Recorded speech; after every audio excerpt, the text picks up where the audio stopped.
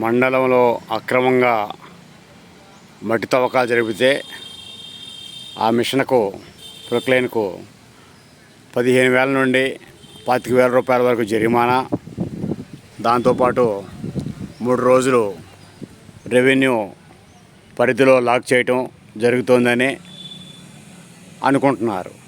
అయితే వాస్తవానికి పేదవాడు ఇల్లు కట్టుకునేటప్పుడు మరి పేదవాడికి ఒక 20 ట్రక్కులో 30 ట్రక్కులో మట్టి కావాల్సి వస్తుంది.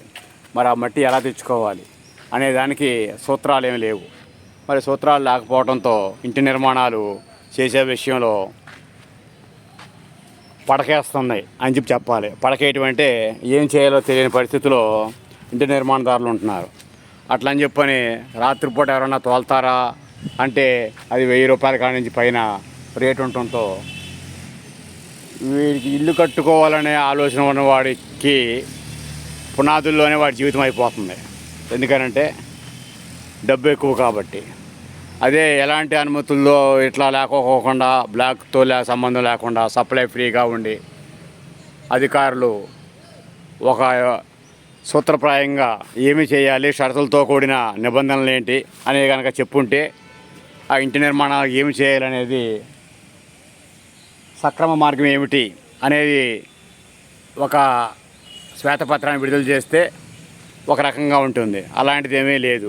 లేకపోవడంతో మధ్య దళారీలు బాగుపడుతున్నారే తప్ప అసలు పేదవాడు ఇల్లు కట్టుకోవాలంటే పరిస్థితి అగమ్య గోచరంగానే ఉన్నది. ఈ పరిస్థితి మారకపోతే ఇబ్బందిగా ఉంది.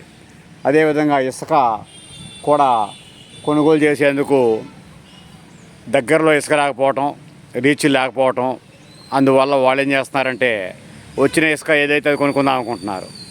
అట్లా కూడా దాని మీద కూడా ప్రభుత్వం వాల్టా యాక్ట్ పెట్టడంతో ఏమి చేయాలో దిక్కుతోసిన పరిస్థితిలో ఇంటి నిర్మాణదారులు ఉన్నారు. సొంత ఇంటి కళల సాకారం అనేది జరిగిద్దా జరగదా, త్రిశంకు స్వర్గంలో పేదవాడు ఉండాల్సిందేనా, ఇల్లు కట్టుకునే పరిస్థితి, దానిపై అసలు సూత్రాలు ఏంటి, ప్రాథమికంగా ఏం చెప్తుంది ప్రభుత్వం అనే దాని మీద ఎదురు చూసేవాడు ఎందరెందరో ఉన్నారు.